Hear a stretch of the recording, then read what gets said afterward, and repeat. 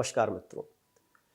ध्यान योग का बड़े विस्तार से भगवान श्री कृष्ण ने भगवद गीता में व्याख्यान किया है और ध्यान योग का मूल है मन को अपने वश में कर लेना, मन पर नियंत्रण कर लेना।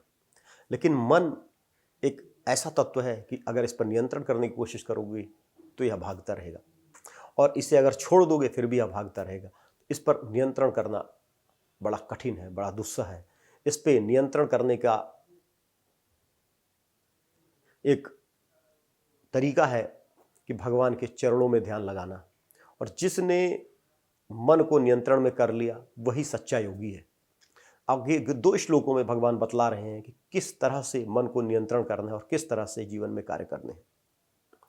यदा विनियतम चित्तम आत्मन्येव अवतिष्ठते निस्पृहः सर्व कामेभ्यो युक्त इत्युच्यते सदा।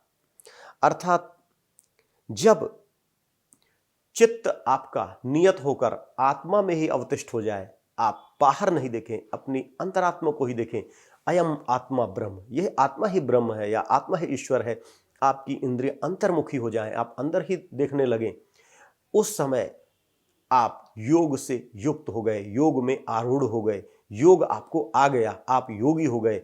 और ऐसे व्यक्ति की संज्ञा भगवान कृष्ण ने युक्त कही है कि ऐसा व्यक्ति युक्त कहा जाता है, जो योग से परिपूर्ण हो चुका है, वह युक्त है।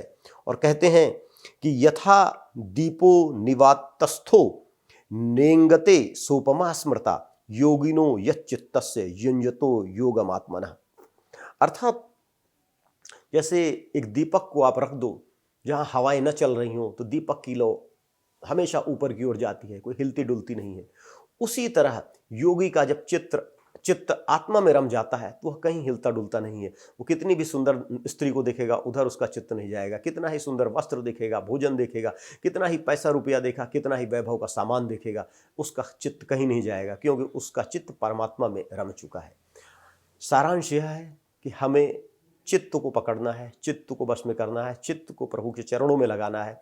बाकी काम कि हम किस तरह के कपड़े पहन रहे हैं, कहाँ जा रहे हैं, क्या खा रहे हैं, किस तरह उठ रहे हैं, बैठ रहे हैं, यह सारा गौण है।